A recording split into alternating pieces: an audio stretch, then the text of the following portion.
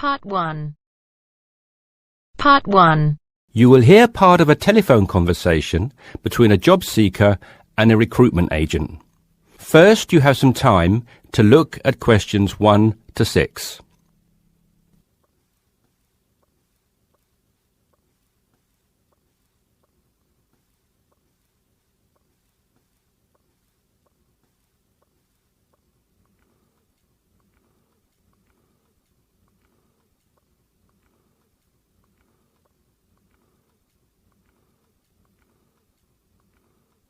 You should answer the questions as you listen because you will not hear the recording a second time.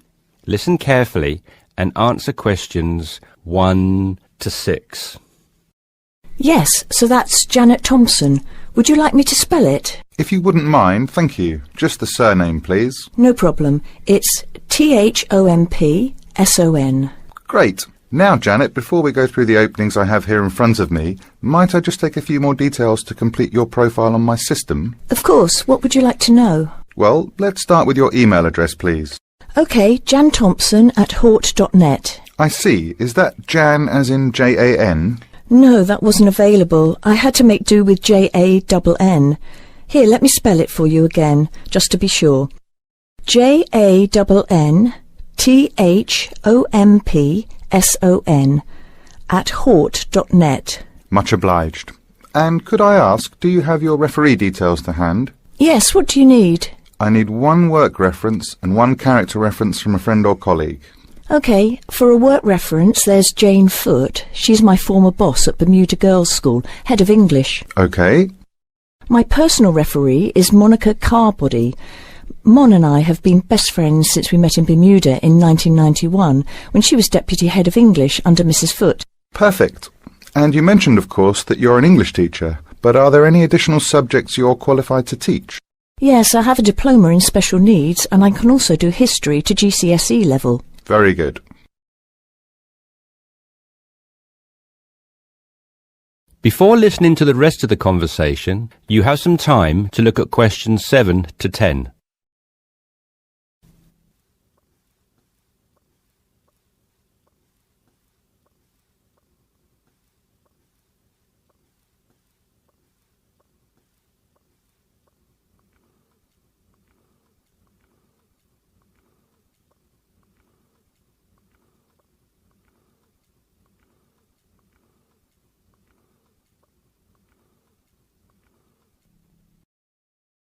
Now listen and answer questions 7 to 10. Do you think I stand a good chance of finding something? Oh, better than good. In fact, we have some positions we can offer you today. You see, it's not so difficult to find a temporary role. Tell you the truth, there are plenty of them around, but getting a permanent position will prove a little more trying, though. Would you be prepared to take up a position short-term? Of course, anything that pays. Excellent. Well, there are 3 positions that I can offer you right now. The first is a teacher of English in LaSalle School. I'm sure you know it, right in the city centre. Yes, near where I live, actually. Even better. Well, it's a 6-month contract, and the very attractive thing about this role is that the head of English at LaSalle will, if she's satisfied with your performance after 6 months, offer to make you a permanent member of staff. Wow, that's food for thought. It certainly is, bearing in mind what I said before about how hard it is to find a permanent role. The second position I have to offer you is in a school near Chelsea. It's called the Chelsea Free School. Are you familiar? I can't say that I've heard of it. Well, this contract is for 1 year, which is a lot better, looking at it from a short-term job security perspective, than the first role I mentioned. But you also have to realise that you are a temporary replacement for a female teacher who has taken maternity leave. There is no prospect of the position being made permanent. I see. I have one other vacancy at the minute, though I doubt you'll find it quite so appealing. It's situated in rural Cambridgeshire. I'll spell that just in case you want to take it down. CAMBRIDGESHIRE. And the school simply goes by the name Cambridge, though it's not in any way related to the other more well-known establishment of the same name. I was just going to ask that. What a lovely location, though, eh? Yes, but there's a catch. It's only a 6-week contract to cover for someone on extended sick leave. I see. Well, I guess that's ruled out then. What sort of salary can I... That is the end of part 1. You now have half a minute to check your answers.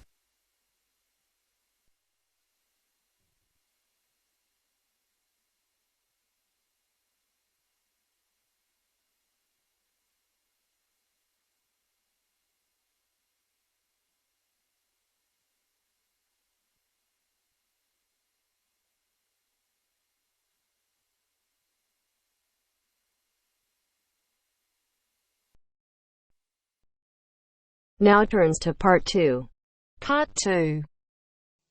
You are going to hear Dr. Joanna Robinson, the course director of a language learning centre, answering questions from reporters from the student newspaper.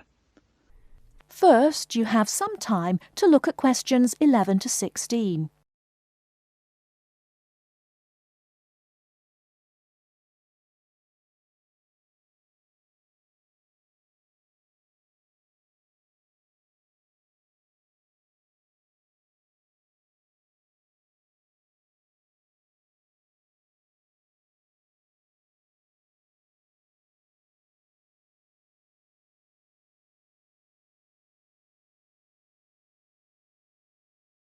Now, listen carefully and answer questions 11 to 16. Welcome to the Language Learning Center. I'm Joanne Robinson. You must be the reporters from the Examiner. Please come in and sit down. Hello, Dr. Robinson. Yes, we're from the Examiner. I'm Cheryl Perkins and this is Don Klim. May I start with a question? Did this college really start with Brazilian students? It did. The Language Learning Center was founded in 1985 to look after a group of students from Brazil who wanted to study here. Those 20 students soon grew to 60, and as you can imagine, we had severe accommodation problems. Somebody said you were in the old amenities block, right near the engineering school. They have a good memory. Yes, we were there because the university hadn't believed we would expand so quickly. The problem wasn't solved until we moved into these new premises in Bancroft House in 1987. When did you start taking students from other countries? About 1990. We now have students from 13 different countries enrolled, and we expect a large group from Turkey next month. Yes, we've noticed a lot more advertisements for Turkish restaurants in our advertising section. Well, 40% of our students come from Turkey, by far the largest single national group, and I believe there's been an influx to the rest of the university. There are a lot of Turkish students studying hospitality. Do you offer anything special to the students? Yes, we do. There are several things which make us rather different from other language schools. English is certainly not restricted to English for academic purposes here. Sometimes we have extra classes for students who have particular courses in mind. And we have just said goodbye to a group of 30 Indonesian students who were preparing for a university course in agriculture. They came to us for English for farming, and they were with us for a long time. We miss them. How long do students usually stay at the Language Learning Centre? It varies, so I'll talk about the average. Most of our courses last for 5 weeks, but to make any real progress, a student needs to be here for at least 3 terms. That's 15 weeks. The students do better if they have a little time to settle in at the beginning of the course, and we offer an orientation course that lasts a week. Most students take it. It helps them to settle down, and it gives us plenty of time to test them and place them at the right level. How many people are in each class? We sometimes go up to 18, but our average class size is 14 students, and some classes have as few as 7 participants. It depends on the needs of the group. You were saying that you miss your students when they go. How do you attract students? I mean, how do they hear about the Language Learning Centre in the first place? We're included in the university advertising and marketing, and we have our own website. The thing which works best for us, though, is word of mouth.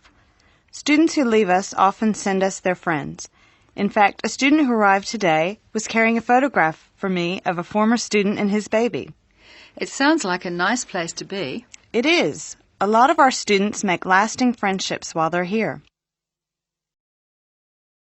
Before you hear the rest of the talk, you have some time to look at questions 17 to 20.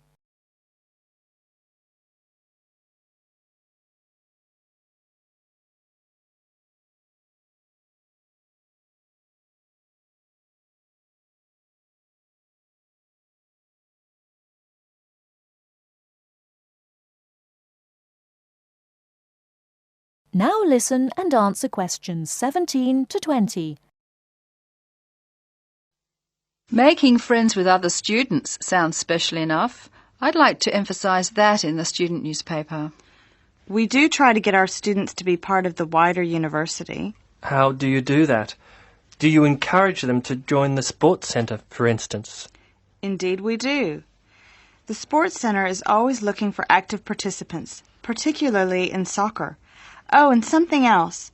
You might like to mention that we don't teach just English here. I mean, we're a language centre, not an English language centre. You may learn Spanish, Mandarin, and Russian here, and we can sometimes offer other languages.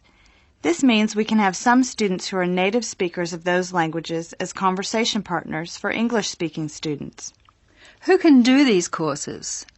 At this stage, any native speaker of English. What about the people who are learning English? Can they do a non-English language course? At this time, only if they've almost finished their English language course. You see, we try very hard to involve students who are native speakers of English as conversation leaders, and we encourage our students to join groups on the campus. For instance, if they enjoy music, there is an active jazz group available to everyone, and that's a lot of fun. On the other hand, elementary students can't go to the drama group.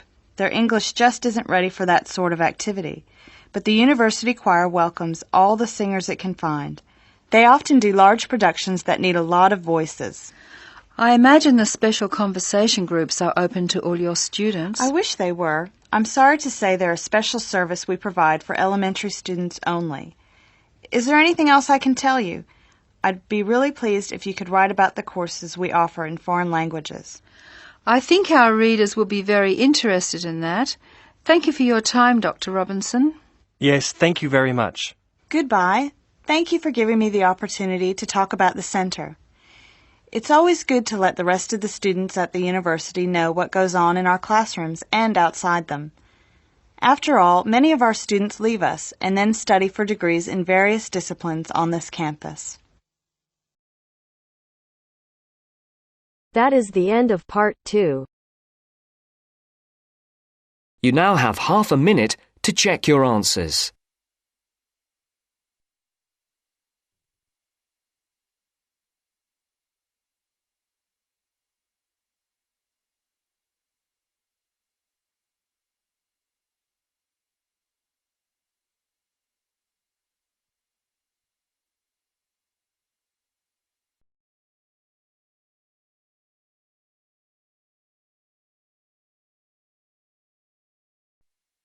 Now turns to part 3.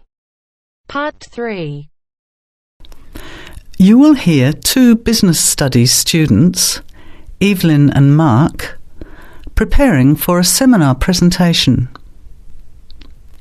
Before you hear the conversation, you have some time to look at questions 21 to 25.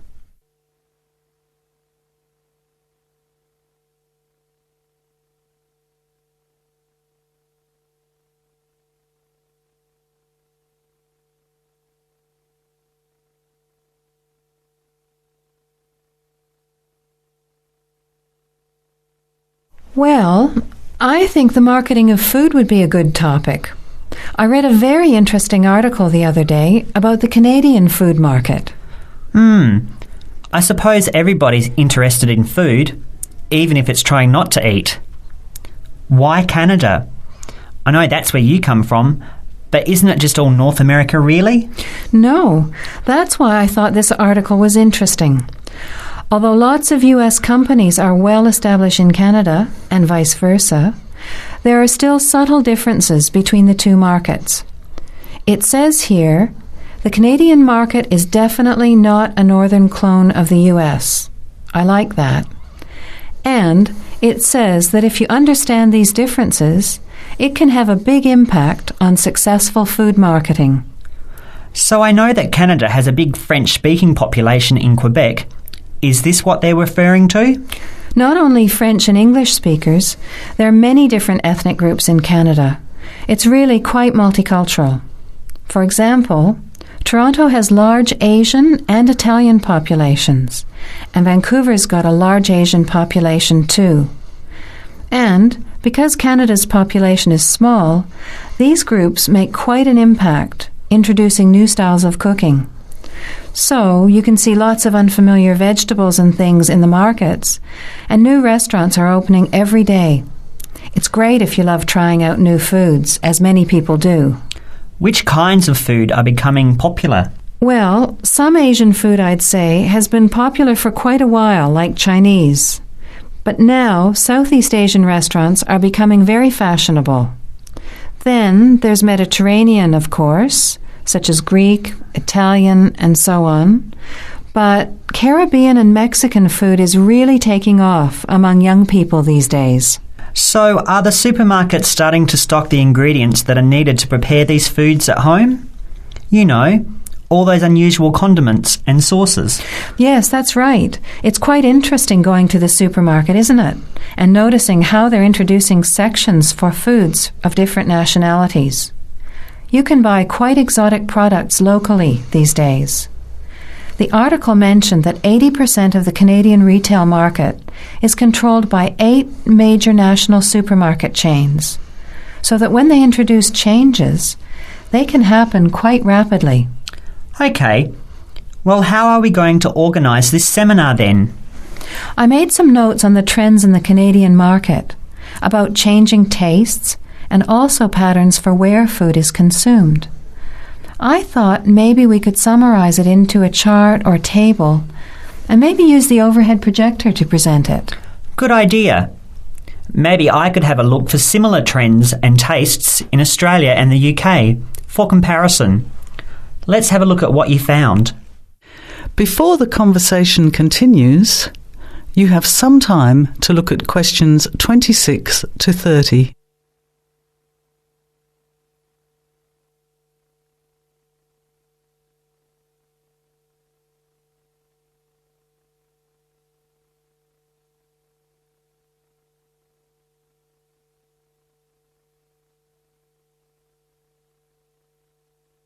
Now, as the conversation continues, answer questions 26 to 30. The most significant trend, it seemed to me, was that Canadians are definitely interested in healthy food. For example, did you know that salads are the 3rd most commonly eaten food in Canadian restaurants? Really? What about organic food then? Is that becoming more popular? Yes, it's definitely moving into the mainstream compared to a few years ago. And a recent survey showed that 4 out of 5 shoppers said that they check the fat and nutritional information on the packet when they're deciding what to buy. What other trends did you find out? There's one change I noticed straight away when I was home last year in the meat department. You know, here the meat packaging says rump steak or 4-quarter chops and so on. Well, they discovered that most consumers these days didn't know what to do with these roasts and rounds and ribs. So the government approved a new naming system for cuts of meat, which is related to the required cooking technique. What a good idea. I've never really understood the difference between sirloin, rump, round and all those names. So how many new categories are there? 8. There are 3 kinds of steak, for grilling, for marinating, and for simmering. And then there's what they call quick-serve beef, for stir-fries, I suppose. And premium oven roast, pot roast, and stewing beef. It's a great idea, isn't it? I hope it catches on here. I agree. Any other trends that you thought were significant? Well, what's really interesting is what the article called mobile meals. In other words, more and more Canadians are eating meals away from home, but not just eating more junk food. They're projecting a 40% increase in snack food sales over the next 3 years, and the growth is coming from healthy snacks. You know, the ones that have less cholesterol and fat, such as muesli bars, health food bars, and those types of products. Apparently, in the food marketing jargon, they're called nutritious portable foods, which means healthy snacks. The other major trend is that young people are doing more of the food shopping these days, So marketing has to be aimed more at them, as well as more conventionally at the mother. Thanks, Evelyn. I think we'll have an interesting discussion about these trends and the comparisons with other English-speaking countries. I'll see if I can get some information about them to compare with yours, and meet you on Friday to put it together. See you then. Bye. That is the end of part 3. You now have half a minute to check your answers.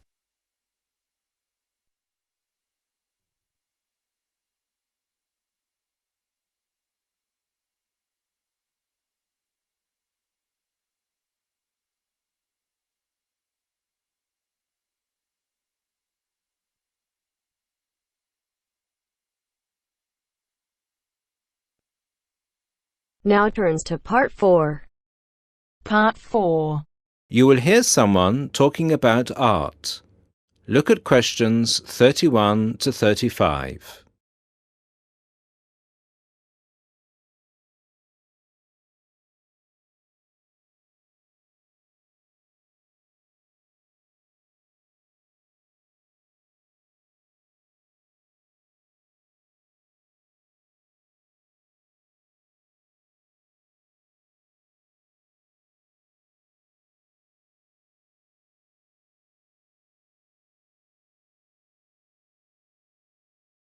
Listen to the first part and answer questions 31 to 35. Good evening, everybody, and welcome to the first in this year's series of public lectures offered by the Art Gallery. As Chief Curator of the Gallery, I was given the honour of presenting the first lecture, and let me tell you, I had a difficult time deciding what to talk about tonight. Being the curator, I naturally know just about everything that's in this gallery. But I wanted to choose an artist who has a wide appeal. That seems only fair, yes? But I didn't want to talk about someone so well known that anything I said would be familiar. I wanted someone modern. My personal preference is for modern art. But, again, I wanted to choose someone who had the potential to appeal to all art lovers, whether they're attracted to traditional forms, Impressionism, Surrealism, or what have you.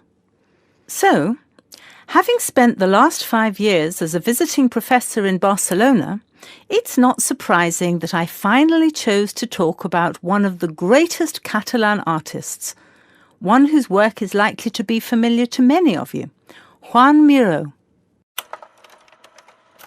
Look at this. And this. And this. Ring any bells? Miró's most famous and most widely reproduced works tend to be like this. Bright primary colours with lots of asymmetrical forms. He painted on large canvases, larger than himself quite often, and his paintings depicted birds, trees, flowers, and other features of the natural world.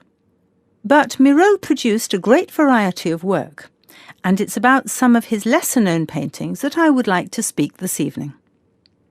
Miró was born in Barcelona in 1893, the son of a goldsmith. He began to show talent very early, and in 1926 went to Paris, where he was drawn to the Surrealists of Montparnasse. He did not define himself as a Surrealist, however. He preferred to stay free to experiment with other artistic styles as he wished. Miró had an intense dislike of much of the painting and many of the painters he knew. He wished to do something totally different, to express his contempt for bourgeois art. And yet, ironically, Miró's success has made his works much in demand among art collectors of the world. But we can't really talk about the artist without looking at his art. And that's what I'd like to do now. To take a look at just a few of Miró's works and think about what it is that makes them special.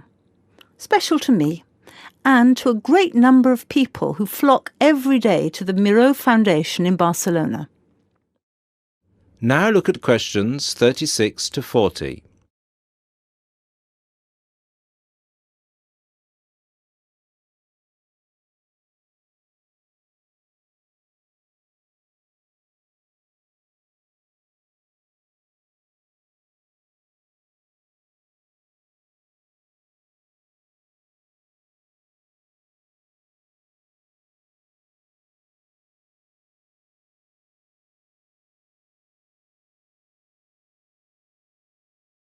As the lecture continues, answer questions 36 to 40. Let's start with this. One of Miro's best-known and brightest works, Woman and Bird. A sculpture created in 1982. It is on display in a park in Barcelona, often known as the Joan Miró Park. A huge sculpture, towering up into the sky. It reflects Miro's eternal interest in these themes, as well as his more technical interest in materials. This sculpture is covered in mosaic, which gives it a naive and cheerful appearance. It is interesting that this sculpture was completed in 1982, just a year before Miro's death. I think it shows that, towards the end, he was feeling as playful as a young man, and I think he wanted to share this playfulness in a park on such a big, very public scale.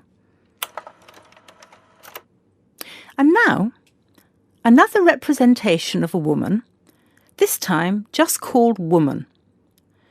This was painted in 1976, a late work for Miro, and is a work we often see reproduced or on sale as postcards or posters in gallery shops around the world. So why is it so popular? I think the use of colour has something to do with it. People respond to these rounded shapes filled with primary colours, especially on a large canvas like this. Also, the fact that, while it is rather surreal, it is still possible to recognise the form of a woman and to see it as a sympathetic representation. It's a bold, bright painting, and I think that it awakens a reaction in many of us. And finally, something quite different, though still a woman. A harsh, even violent work that was completed in 1939, at a time when Miró was greatly influenced by events of the Civil War in Spain. It's titled Seated Woman 2, but it can be hard to find the woman here, as she's been transformed into a rather horrendous creature. So is that how Miró viewed women? As grotesque? Not at all. This picture can also be seen as strong, with a huge base and solid shoulders to support those who depend on her. In this painting, her arms and neck seem to grow as vegetation out of her shoulders, representing woman as a fertile ground, perhaps. We also see here the fish and birds, the moon and stars, so typical of Miro's work, making her a creature of nature and of the heavens as well. And that's all we have time for this evening, I'm afraid. I hope that you've enjoyed this brief look at Miro's work, and that you will enjoy the other lectures that follow this one. Thank you, and good night. That is the end of part 4. You now have half a minute to check your answers.